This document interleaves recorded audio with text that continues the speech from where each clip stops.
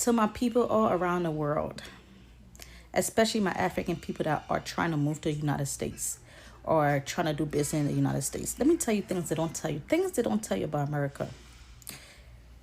We all have to pay taxes, okay? When you work, the government automatically take money out of your paycheck, whether it's every week, every 2 week, monthly, they take money out of your taxes. If you are a business owner, you have to report the money you made or made by the end of the year.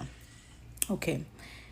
You will work every year, the retirement age, or every couple of years it go up. You will work until 70 years old if you stay in this country just to get a little bit of Social Security. And that Social Security is based on your income or the money you have made over the years of you working.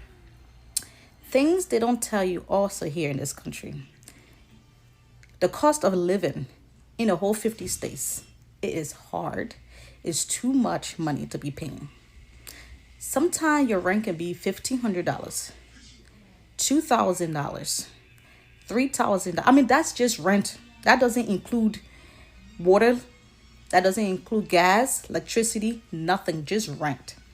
So you have people, majority of the people in this country, they work about 80 hours bi-weekly or sometimes 40 hours a week. 30 hours is considered full-time. So can you imagine you working 30 hours to 40 hours a week just to make money? And the money you do make, let's say about you make like $2,000 a month, right? Your monthly bills, your rent, you taking about $1,500, whatever your rent is, right? You taking that much money out. How much money are you going to be left with? This country is a business country. It is not built for people to survive, okay? Unless you're a millionaire. And another thing, you want to be in this country and have somebody by your side.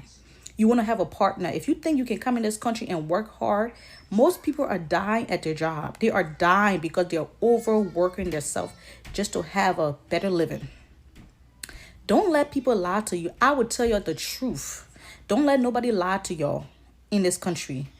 Majority of these people are killing themselves working over and over. And then at the end of the year, I know you guys heard about this income tax stuff. That is based on how much you made. And most people that make a lot of money, that get a lot of money back at the end of the year, which is income tax, those people like make less money during the year, or they have a lot of kids that they which are called dependents. They can claim those kids and be able to get money at the end of the year. Another thing they don't tell you, America does not give free health insurance out. Your health insurance is you either get it from work or you get it to the government based on your what? Income. Everything is based on your income. So whatever country you're coming from Africa, don't think America do not give anybody free insurance, free medical insurance. You can go to the hospital if you have an emergency. You go there, but at the end of the day, when you leave out of there a couple of weeks later or a couple of days later, and you don't have to, because they don't charge you right away when you go to the hospital. They will bill you, and you're responsible to pay that money, or sometimes it might go on your credit report. They don't tell you. All you guys see is the good things here, the work in here. Yes, job is here. You can work your ass off. This is why people come here. Once you step on this soil, you can work, whether you have paper or not. There's a lot of jobs that's under the table where you can work, okay? And even if you come here illegally, like they say, you can still marry somebody and then get your documents. And that's based on both of y'all, how you'll decide to do your thing, okay?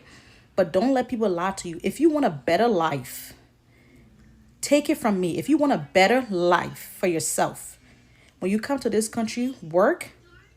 And wherever country you come from, go back home, build your home and your family, and leave out of here. Or else, I have people that I work with, patients that I work with in a hospital, nursing home. These people are like 80s, 50s, 60 years old, and they're still working. Because they haven't made enough money to retire. And when they do retire and get a little bit of money, sometimes only $3,000 a month. You can't live in this country with $3,000, a month, monthly. And you have other bills to pay. And another thing they don't tell you, this whole buying house and having a mortgage is like a big scam if you don't have family or children that when you're no longer here, you can give it to them or whatever like that. Because the mortgage, you have to pay taxes. Even if you pay for the house completely, nothing is free in this country. Even if you pay off that house, you got to pay taxes on that land, that soil that house is at. You can build a house from the ground. It doesn't matter. Once you pay, let's say if for instance your house is 300,000 and you are able to pay that 300,000 over the couple of years. They give you about 30 years, right? If you pay off before the 30 years, it doesn't matter. Like I said, you pay the next year, you still have to pay taxes on that soil. Nothing belongs to anybody in this country. Nothing. Even a car that you drive, you can buy the car cash. It doesn't matter. You still are required to have insurance on that car. If you go out without insurance on the car, the cops can either give you a ticket, or if you hit somebody's car, you're responsible to pay for that car. And sometimes the cops can take your car away for not having insurance if they stop you. They will keep it somewhere like a storage area where they keep the cars until you come back with your proof of insurance. Nobody own anything here. Is this what you want for yourself? I'm just saying, do you guys want this for yourself? And y'all that be in my inbox talking about, oh, go back to your country, go back to your country. We are all slave here, sweetheart. We are slave. It don't matter your complexion, where you from. It doesn't matter. We're all slave and we're working till we die. And even if we do retire 70 years old or whatever age we retire, we still might not have enough money. Just think about it. This country is built on money. It's a business country. This is not a country where you can come and relax yourself. Your country back home in Africa, that's where you can relax. This country is way too expensive. And if you don't have nobody, and you come here and work, you're going to end up dying, getting sick. Your boss that you're working for 10, 30 years, if something happened to you today, they will replace you the next day. Think about it. Hello guys. So in the past video I did, I was talking about how some of us Africans living in the United States go through hell in the hands of the white races, go through nonsense, all because they think that they are superior over us, they think that they are God. Yeah, they see us like the black monkeys. Yeah, when I say white races, I put the white races in quotes because not all white people are racist. When I say white races, you all know what I'm talking about by white races. Not all white people are racist. And I use an example of what I experienced in college. Yeah, now we are on a holiday break and I'm still a college student. So I use an example of what happened. Like I took a course and in that class, the professor made like I did not exist. In that class, just 2 Africans were there. Yeah. So when she comes to class, she like concentrates only on the white students, asks them if they are okay. Like, you know, she doesn't even like give the attention to us. She doesn't even look at her own direction because I don't know why she did that, but I had to walk up to her like and ask her, Professor, I registered for this class and why will you be treating me like I'm a stranger? Like, I'm actually in the class. I'm there because I registered for it and I need to learn. The reason why I said this professor is a racist because there was a day I was sick. I did not go to school. So I went to the hospital. And after I was done in the hospital, they gave me a note to give to the professor to show that, yes, I was really sick. So the next time of the class, yeah, I went to class and I walked up to her before the class wanted to begin, and I was like, Professor, sorry I didn't come the last time and I was supposed to email you and I did not because I was really sick and down, but I went to the hospital and I'm feeling better now. And this is the note from the hospital. So I should give it to the professor. Yeah. She was like, what do you want me to do now? Do you want me to go back and start teaching you what I taught the other people? I was like, no, Professor, I just came to tell you that I wasn't feeling fine. She said, I can't do anything. Sorry about that. Blah, blah, blah. Started talking stuff. And at the same time, a white student walked up to her and she wasn't in class the last time, like the last class. I was like, hi, Professor, sorry I wasn't in class. Sorry, I wasn't feeling too well. She was like, so calm to her. She was like, it's okay. I'll find somebody to teach you. I'll find somebody to explain what happened in the class. I'm like, what? Professor, this is me standing here. And she was like, she doesn't care. I was like, okay. Like, I was so shocked. Like, this happened right in front of me. I wouldn't just come to the camera and start lying about a professor being a racist to me. I'm saying something. I'm giving what happened right in front of me. This professor ignored me, and she gave all the attention to that girl, telling her, I'm gonna look for somebody to help you explain what happened in the last class. Meanwhile, I was the person who woke up to her first, showing her the note from the hospital, saying I wasn't feeling fine. I wasn't able to email her because I was so weak and ill. And she was like, what do I want her to do? She can't go back teaching me stuff. She doesn't care. I should find her myself. I was like, what? You know, the only reason why I walked up to her and I was giving her that note is because as a student, every day you being present in class for like they take attendance, and you being there gives add additional points to your points. So I walked up to her to give her that note from the hospital because I deserve the points. Actually, the hospital gave the note because they know as a student, or if you're working, it's going to implicate you at your job if you're not there. So they give it for you to go present. So you get what you deserve. So I needed the points that I deserved. That's why I went to her for that. And she treated me like that. So I actually put the paper there and went back to my seat. And she still continued being a racist. Like, she was still teaching and forgetting the fact that we are in that class. And you know what? I don't give a damn. Like, we Africans, like, the funny thing is that everything that she teaches in that class, I understand them. Yeah. So when she's being her racist type and blah, blah, blah, I don't care because I actually understand far more better. You get? So that's it. I never said all the professors in my college are racist. No. No. We actually go to places. I've gone to other places. People are nice to me. I've seen some whites that really care and love me. They show me love. They don't see us like the monkey that some of them see us as. Some of these people actually know that we are smart. Yeah. So that's it. I never said all white people are racist. Thank you. No, some of us Africans living in the United States, we go through hell in the hands of these white racists. We go through nonsense, all because they think that they are superior. They think that they are more than us. They see us like thirds. They think that they are God. Like, I'm saying so because I'm a student. I go to college, and I took an English course. The professor, she's a racist. In that class, just 2 Africans are there, I and a Zambian girl.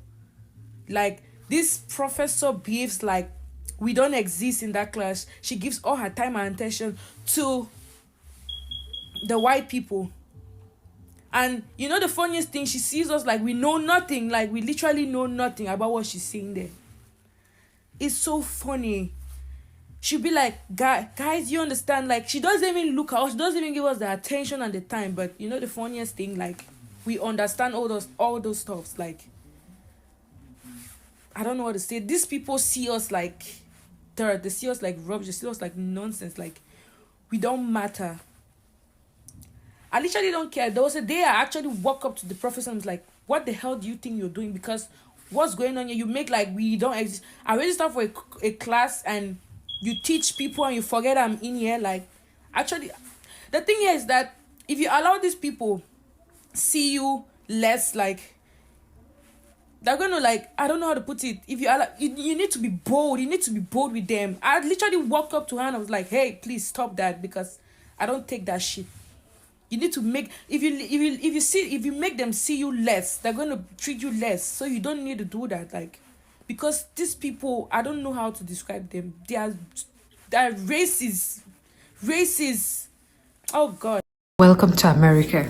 I remember back home when people talk about their experiences. Africans in diaspora, when they talk about their experiences, a lot of Africans back home, even Nigerians specifically, they will start saying, "Hey, if you don't like it, come back." And you should be. Sometimes you need to be here to understand what is actually happening, because just like I said in my previous video, I was like, the Western media had for the longest time been selling this ideology that once you come to America is full of opportunities. Of course, there are opportunities, but the problem is, would the opportunities be enough for you to pay your bills? Because it's not even just about getting the opportunities, right? You might make good money, but a good chunk of your money would go into taxes and bills. So at the end of the day, you do not have nothing, right, to really fall back on. And it's not even just that, because once Africans come here, they usually feel as if, okay, they are immune to racism, they are immune to whatever systematic aggressions. Africans come here, they feel they are immune to racism, they are immune to systematic racism simply because they are coming from other African countries, simply because they feel they are not Black Americans, so they are not going to be targeted. But they are failing, or they have failed to understand that what people see first is the color of your skin. The color of your skin is what people see first. They don't matter whether you stay there, you were born here or not, whether you're coming back or you're coming from Africa. It doesn't matter to them as long as you're Black. That's the number one thing they see. And they discriminate you best first on the color of your skin. So Africans, like, I know we have our differences, and sometimes people that came here, they've had a little bit of some, not pleasant encounters with sometimes some Black Americans. Yeah, there are some Black Americans that, we are calling Africans, you smell, you don't shower, do you live in trees? I know it's not their fault, because this is what the Western media had been selling for the longest part, right? Like we are Stone Age humans that do not know any better, right? So that was the narrative that was sold by the Western media, and I wouldn't fault them for that. But sometimes ignorance is not an excuse. Sometimes you have to. The internet is here, so you have no excuse not to know. So it's good that you do your own research and all of that. That aside, so once Africans come here, they feel as if they can align with the other, whoever they want to align with other than the Black Americans, and they feel they are going to be immune from all the excesses of, systematic and institutionalized racism, not knowing that once you come here, you just need to open your eyes, you need to be on the lookout, you need to understand the systems, you need to understand that, you are in a different territory where, practically the skin you are in, it's being deemed as something not too pleasant. So you can't just go and be ignorant or feeling your oblivion to whatever that is happening to the Black American. So welcome to America. They don't tell you what American dream, but let me tell you some of the things. Working 40 hours a week or bi-weekly, that's American dream. Getting some of your money taken away by taxes, by the government, every week or every other week or monthly when you get paid. That's an American dream. Paying a mortgage or buying a house, which is called a mortgage here, that you would never ever own, even if you pay for that house, because even if you buy that house or not, you still have to pay taxes on that property, that land that house is staying on. That's the American dream. We don't own anything in this country, just so you know that. That's the American dream. Okay? Having children and the government is able to make decision on what you do or how you discipline your children. That's the American dream. Being in jail for stupid things. I need to rant. So it's officially one year in America, and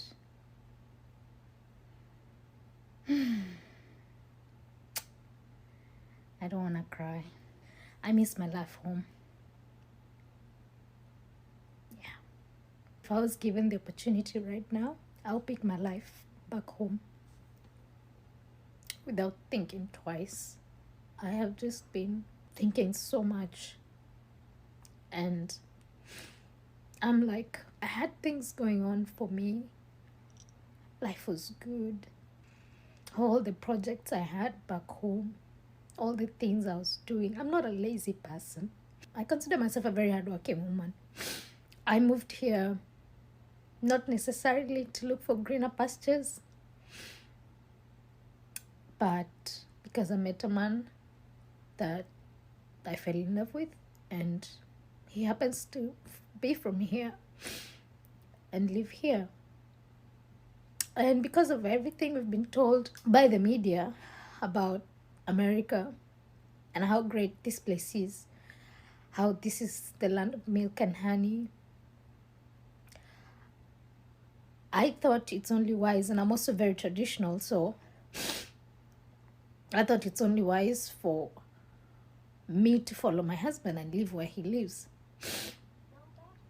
My husband has been here for some time. He has always been mentioning here and there about, how difficult life is here, like just the challenges that are in this country. But I never listened, so I was like, this man doesn't want me to enjoy the American dream. But he has time without number expressed his dissatisfaction about this place. Heck, he doesn't even want to retire in this country. If he was given the opportunity as well, like right now, he would also choose to leave. So anyway, I didn't come to America for greener pastures, like I was saying. Even before I met him, I had a good life back home. I had a stable job. I had opportunities. I was happy. I was enjoying food. I was enjoying the warm community. I was enjoying the good weather. I could travel every weekend. I was on the road just traveling. And I really loved my life back home. So I don't know if it's because I moved here when I'm old enough, because I moved here when I was 30 years old. And so that's why I'm having a hard time adjusting. But I really, really miss home. I really, really miss home. There are times I just want to let all the years we've, struggled just to get my visa to come here go down the drain, and I just move back home and just continue with the projects that I had, just continue with what I was doing there. But I just keep telling myself, let me keep pushing, because maybe this feeling will go away. I'm literally shaking. I've spoken to quite a number of people who have stayed here for some time, and they keep telling me this is normal. It's a normal feeling to feel when you're still new, and that you get used to, life here. So I don't know at what point. I'm really grateful that I've joined the field that I was back home, sales and marketing or customer service, because that's what I love doing. So I've joined that, but you have to start from scratch. Aside from that, there's food. I'm just having a very hard time with food. Sometimes it's just so difficult to eat. I'm like, what can I eat? Yeah, and generally just the feeling, the vibe. It's also exhausting as a parent, because there's no help here. You really have to just do everything, you and your partner. This is also part of the relocation journey that probably you will not see. But here we are. I understand with her plight.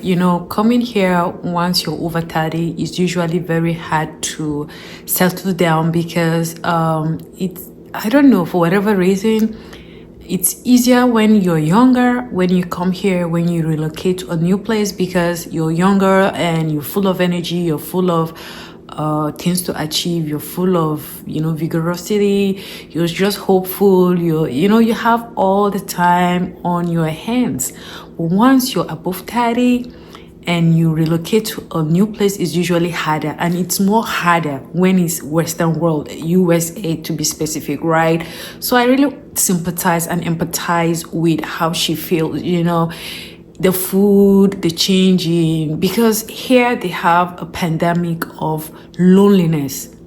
They have a pandemic of loneliness. You need to You need to have a community of people that you could mingle with in order to help you cope, especially if you're just coming here for the first time. You know, it's been a tough experience even for me, you know, and it's not like back home that most of us are living in communal kind of settings where we look out for each other, you talk to your neighbors, you hang out with your neighbors. In short, you make friends with your neighbors. They are literally like your immediate family in case of any eventuality or emergency. But it's kind of different in the Western world. It's kind of different, especially here in the US, because everyone here minds their damn business. Like, you know, I just don't, there's a pandemic of loneliness. You don't even want to get old here, because if you don't have people around, even the ones that I've noticed that are getting older here, their children would leave them, and eventually if like they have partners and one of the partners is demised, the children are going to put you in home for the elderly, which is something that we do not do in Africa back home, right? So it's kind of a dicey situation. And in Africa, we're not used to paying a lot of bills. We don't pay these huge bills. Of course, we do pay minor bills here and there. We pay income tax, light bills, water bills, and stuff like that, but they are not as astronomically high like what is being paid in the Western world. Like, once you get money, once you get paid, virtually more than half of your money goes into bills and taxes. But it's not the same thing in Africa. In Africa, once you have a house, once you buy a house, it's your house. Once you have a car, you don't have to buy insurance. You don't have to have an insurance to have a car. It's not a basic thing you should do, but it's necessary. But people don't do it. I know a lot of people in Nigeria who have great cars, but they do not have insurance. So in the event of any accident, then you gotta sort it out with the person that caused the accident, right? And then once you buy your house, it's your house. There's nothing like property tax and all of that, right?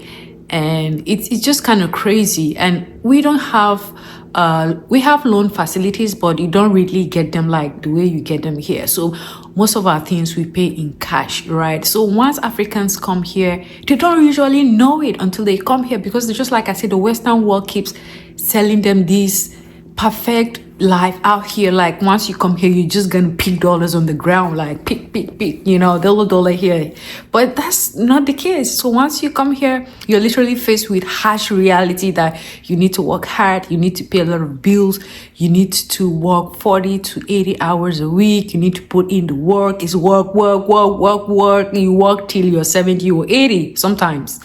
So I could understand why, you know, all these Africans that are here that are complaining, like even for me too, you know. So Africans back home, you need to open your eyes when people are telling you of their experiences. Sometimes people are telling you so that at least you have first-hand information and you prepare before coming here. You just don't jump into the wagon because everyone else is dying to come here, simply because the Western media had lied to you that once you come here it's gonna be good. And I've seen a lot of videos on TikTok where a lot of Black Americans, and not just even Africans in diaspora, a lot of Black Americans have been trying to, you know, advise and forewarn, you know, Africans that are trooping here that it's not a bed of roses. Of course, the you know, Western media had been telling you that we guys are lazy, been thriving in victimhood, been saying all kinds of stuff, but that's not the truth. So once you come here, you're gonna see it firsthand. You know, they forewarned you, you know, but you wouldn't even believe it, you know, because once an African forewarned you, you usually feel as if, oh, they don't want you to come to you know, they don't want you to come to the US, they don't want you to travel to Europe, they don't want you to travel to the Western world because it's just about them, you know. It's like, yeah, if it's not bad, if it's that bad, come back home. Like, that was what they usually say, but they don't really want to understand what these people are trying to convey or what they're trying to say. Guys, if you're coming for the first time, please, if you haven't subscribed by now, kindly subscribe, hit on the like button, share this video, and also hit on the notification bell in order not to miss any of my videos. But before you do that, please drop your thoughts below in the comment section and always come back for more videos. Have a great day.